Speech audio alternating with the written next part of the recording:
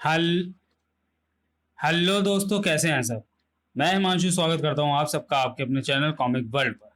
तो चलिए दोस्तों, आज शुरू करते हैं मनोज कॉमिक्स में राम रहीम की ड्रैकुला बालक, जो कि भूत महल का अगला भाग है। भूत महल आपको मनोज कॉमिक्स की या राम रहीम की प्लेलिस्ट में मिल जाएगी। तो चलिए दोस्तों, फिर शुरू करते हैं। ओह, रहीम का जीवन खतरे में है। ग्र, ग्र। ड्रैकुला बालक ने पलंग पर बेखबर सोए पड़े रहीम की गर्दन की ओर अपने भयानक पंजे बढ़ाए। तभी राम ने उस पर छलांग लगा दी। हुप, हुप, उठा पटक की आवाज से रहीम की आंख खुल गई। उफ, इस बार तुम नहीं बचोगे शैतान। अरे बाप रे, ड्रैकुला बालक। सहसा रहीम फुर्ती से उठकर स्विच बोर्ड की ओर दौड़ा बड़ा। आज तुम दोनों की मौत निश्चित है। जल्दी से रोशनी करूं, वरना राम का बचना असंभव होगा। उफ। और फिर रहीम ने जैसे ही बिजली का बटन दबाया, आई, आ गए बच्चों के होश ठिकाने। हे ईश्वर, जान बची। दूसरे ही पल ड्रैकुला बालक प्रकाश से भयभीत खिड़की की ओर भागा। राम, उसे पकड़ो, बचकर न जाने पाए। कर, कर।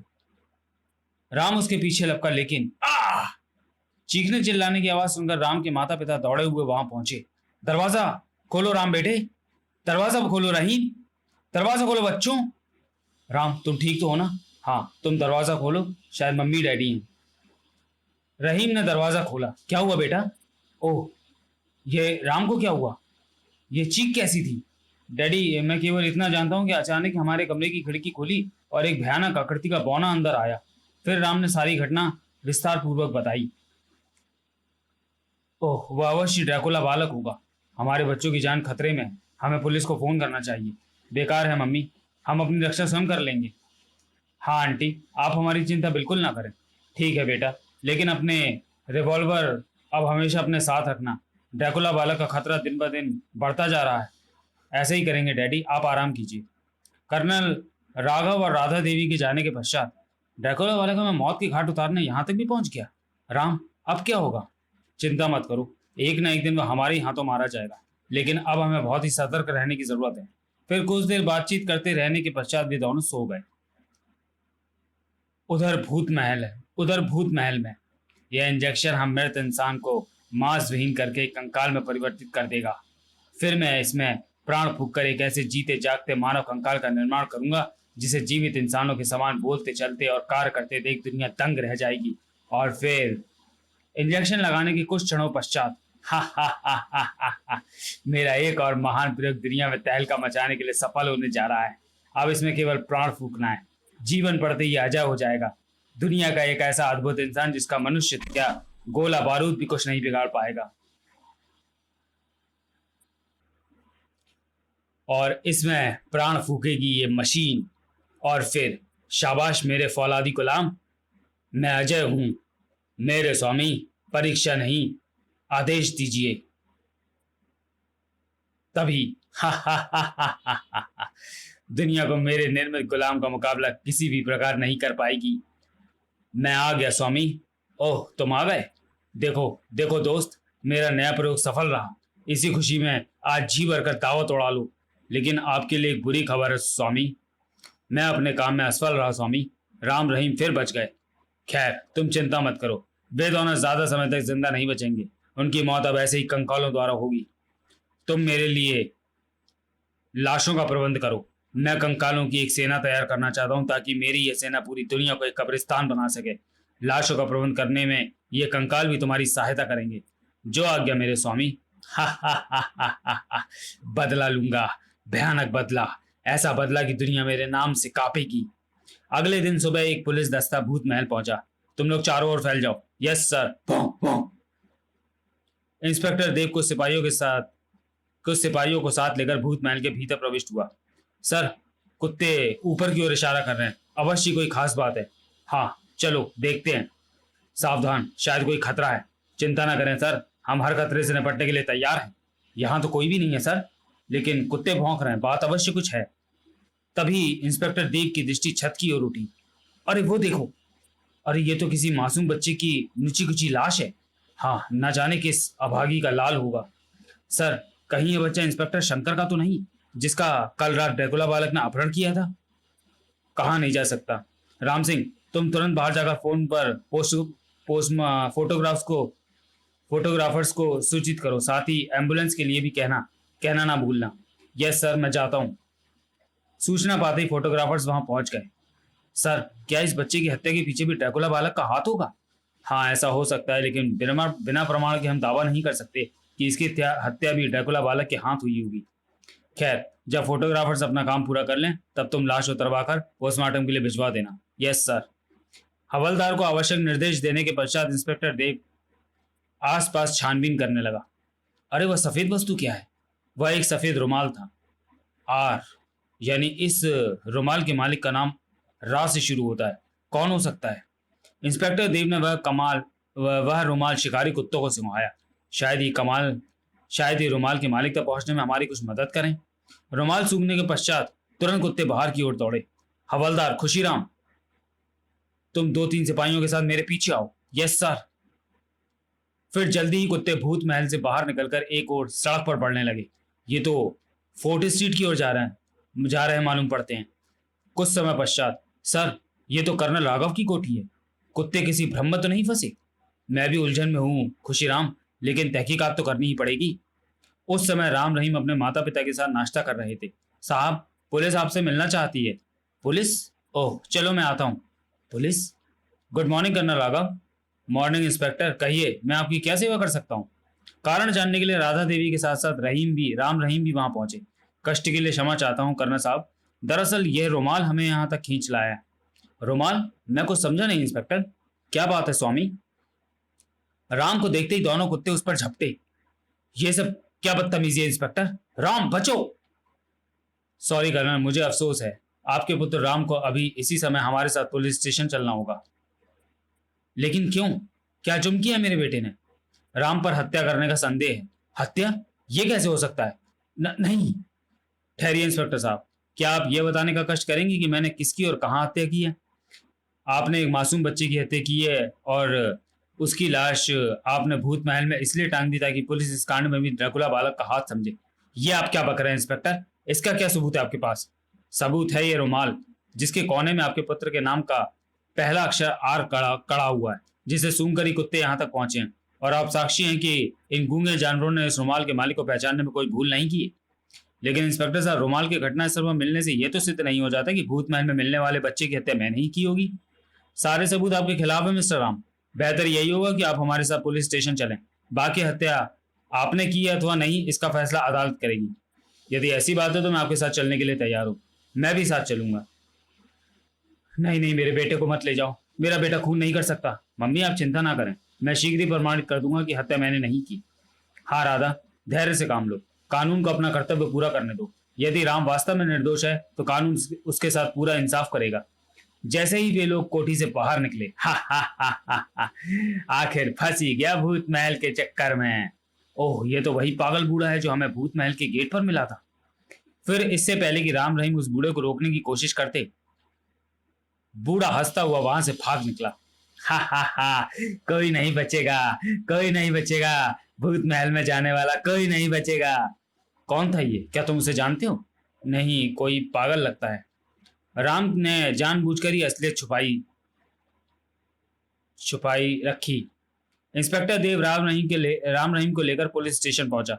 बैठो, लेकिन ध्यान रहे जो कुछ मैं पूछूं उसका ठीक ठीक उत्तर मिलना चाहिए। धन्यवाद। कानून की सहायता करके मुझे खुशी होगी। पूछिए, आप क्या पूछना चाहते हैं? और मुझे भी। परंतु इससे पहले कि इंस्पेक्टर देव राम रहीम से पूछताछ करता, एक अंधेड़ किंतु रौबीले व्यक्ति ने भीतर प्रवेश किया। Good noon inspector. कौन है आप और बगैर इजाजत भीतर कैसे आए? अरे चीफ। ओह चीफ। आने वाले व्यक्ति थे बाल सीक्रेट सर्विस के चीफ मुखर्जी। मुझे प्रभात मुखर्जी कहते हैं इंस्पेक्टर, और ये रहा मेरा आइडेंटिटी कार्ड। शुक्र है चीफ आ गए। और परिचय कार्ड को देखते ही, ओह आप, सॉरी सर, मैं अपने व्यवहार पर शर्मिंदा हूँ। कहिए कैसे कष्ट किया आपने? मैं इन दोनों को लेने आया हूँ। मुझे कोई आपत्ति नहीं सर, आप इन्हें ले जा सकते हैं। गुड, चलो तुम दोनों मेरे साथ हो, लेकिन ध्यान रहे कोई चालाकी की तो हाथ पैर तोड़वा बैठोगे। मिस्टर मुखर्जी ने इंस्पेक्टर देव पर यह जाहिर नहीं होने दिया कि राम रहीम उन्हीं के विभाग के डबल 0 1/2 हैं। पुलिस स्टेशन के बाहर मिस्टर मुखर्जी की कार मौजूद थी। चुपचाप बैठ जाओ, इंस्पेक्टर देव की नजर हम पर है। मेरी सारी मेहनत पर पानी फेर गया। काश एक बार उनसे पूछताछ करने का मौका मिल जाता, तरक्की निश्चित हो जाती। और मिस्टर मुखर्जी राम रहीम को लेकर वहां से चल पड़े। हाँ, अब बताओ क्या कहानी है। वह तो बताएंगे ही चीफ, लेकिन पहले आप ये बताइए कि हमारे पुलिस स्टेशन में होने के बारे में आपको कैसे जानकारी मिली। इसे मात्र संयोग ही समझो। मैंने तुम्हारे घर फोन किया तो मालूम पड़ा कि तुम्हें किसी हत्या के आरोप में पुलिस ले गई है। तुम्हारे इलाके में यही थाना पड़ता था, लिहाजा मुझे वहां पहुंचने में कोई कठिनाई नहीं हुई। लेकिन आपने हमारी असलियत क्यों छुपाई? ताकि अपराधी यह सोचकर संतुष्ट हो जाए कि तुम दोनों पुलिस के चक्कर में फंस गए हो। तो ये बात थी। ओह। फिर राम ने अब तक की सारी कहानी विस्तार पूर्वक सुना डाली और अंत में बोला, लेकिन चीफ, ये मानना पड़ेगा कि यह कमबख्त ड्राकुला बालक है। गजब का फुर्तीला, हर बार बचकर निकल जाता है, कल रात भी। इसका मतलब यह हुआ कि वो बालक वास्तव में ड्राकुला बालक के हाथों ही शिकार हुआ है।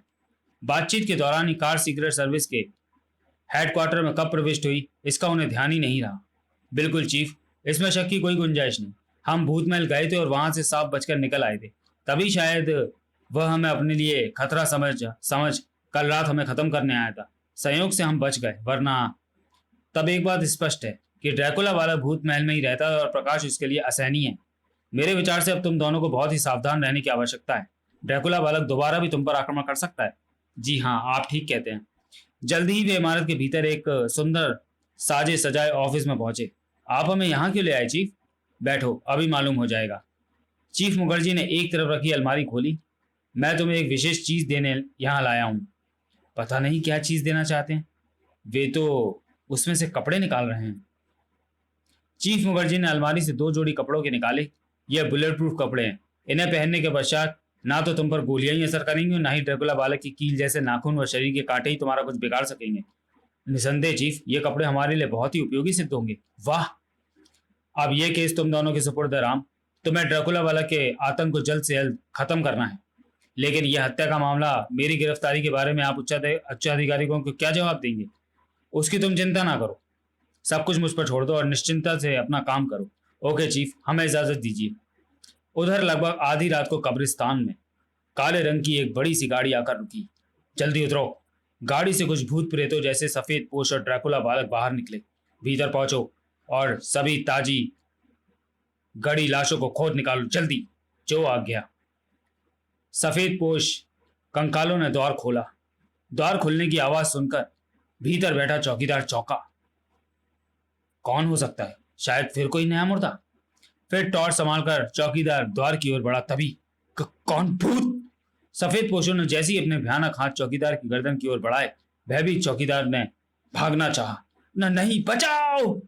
परंतु वह भाग नहीं सका। ड्रैकुला बालक ने वे भयानक पंजों से उसकी गर्दन दबोच ली और अपने पैने दांत उसकी गर्दन पर टिकाकर उसका खून चूसने लगा। और जब वह चौकीदार का खून चूस चुका, चलो जल्दी अपना काम पूरा करो, तब तक मैं इसे गाड़ी तक पहुंचाता हूं। ठीक है ड्रैकुला, चलो जल्दी से सारी ताजी कब्रें खोद डालो। साफ सभी सफेद पोश ताजी ताजी कब्रों को खोदने में जुट गए। कुछ समय पश्चात सारी ताजी लाशें हमने निकाल ली हैं। जल्दी करो, लाशों को पिछले हिस्से में डालो और निकल चलो यहाँ से। स्वामी हमारा इंतजार कर रहे होंगे। ड्राइवर गाड़ी सीधे भूत महल के पीछे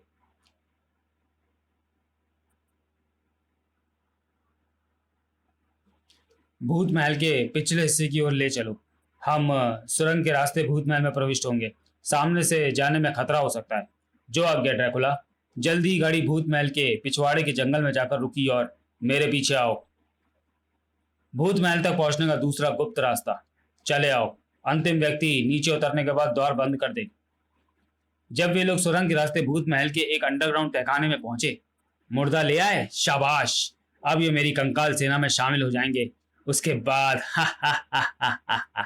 अगले दिन देश के तमाम समाचार पत्र विभिन्न कब्रिस्तानों व शवगृहों से रहस्यमय ढंग से लाशों के गायब होने की खबरों से भरे पड़े थे। समझ में नहीं आता कि ये सब चक्कर क्या है। भला लाशें चुराने से क्या फायदा पहुंच सकता है अपराधियों को? अवश्य इसमें भी कोई गहरा राज है। क्या तुम इन लाशों की चोरी के पीछे भी ड्रैकुला वाला का हाथ समझ रहे हो? फिलहाल कुछ नहीं कहा जा सकता। ओह, फोन। ट्रिन ट्रिन। हेलो, मैं राम बोल रहा हूँ। यस सर, मैं चीफ मुखर्जी तुरंत रहीम के साथ ऑफिस पहुंचो। Yes sir. किसका फोन था राम? चीफ मुखर्जी का। चाय खत्म करके फटाफट तैयार हो जाओ, चीफ ने हमें बुलाया है। ओह। कुछ देर बाद सीक्रेट सर्विस के ऑफिस में। राम, अब यह केस भयानक रुख पकड़ता जा रहा है। अपराधी शीघ्र से शीघ्र पकड़ा जाना चाहिए, वरना लोगों का विश्वास पुलिस से उठ जाएगा। हम पूरी कोशिश कर रहे हैं चीफ। वैसे मैं अब कुछ और सोचने पर विवश हो गया हूँ। वो क्या? न जाने क्यों चीफ, इस घटना से मुझे ऐसा लग रहा है कि ड्रैकुला बालक के पीछे किसी और ही सुलझे हुए व्यक्ति का दिमाग काम कर रहा है, जो अपराधी प्रवृत्ति का मालूम पड़ता है। यदि ऐसा हुआ तो हमें आने वाली किसी नई मुसीबत का सामना करने के लिए तैयार रहना चाहिए। बिल्कुल, मैं भी यही कहने जा रहा था। लाशों की चोरी अवश्य किसी भयानक उद्देश्य के कारण की गई होगी, वरना लाशों से भला किसी को क्या फायदा पहुंच सकता है। जो भी हो रहा हूं, तुम्हें अब जल्द से जल्द इस केस को निपटाना होगा, चाहे इस सारे कांड के पीछे ड्रैकुला बालक का हाथ हो अथवा किसी और का। आप चिंता ना करें चीफ, जिस दिन ड्रैकुला बालक हमें दिखाई दे गया वह दिन इस केस का आखिरी दिन होगा। अब हमें इजाजत दीजिए। लाशों की चोरी को लेकर पुलिस विभाग में भी हंगामा मचा हुआ था। शहर में इतना हंगामा मचा हुआ है, जनता पुलिस की नाकामयाबी पर कीचड़ उछाल रही है, और आप लोग हैं कि हाथ पर हाथ धरे रखे अभी केवल तमाशा ही देख रहे हैं। मैं पूछता हूं, अभी तक अपराधी पकड़ा क्यों नहीं गया? सर, हमें संदेह है कि लाशों की चोरी के पीछे भी ड्रैकुला बालक का ही हाथ है। इस बात के प्रमाण हमें कुछ कब्रिस्तानों से मिले हैं। ड्रैकुला बालक, ड्रैकुला बालक, आप लोगों के पास सिर्फ एक ही बहाना रह गया है, लेकिन मैं अब कोई बहाना नहीं सुनना चाहता। अपराधी जो कोई भी है वह जल्द से जल्द पकड़ा जाना चाहिए। लेकिन सर, वह एक भूत है, उसे पकड़ना इंसान के बस की बात नहीं। तो चलिए दोस्तों, वीडियो को यहीं समाप्त करते हैं और मिलते हैं राम रहीम की कॉमिक्स ड्रैकुला बालक के दूसरे और अंतिम भाग में अगले वीडियो में। तब तक के लिए धन्यवाद।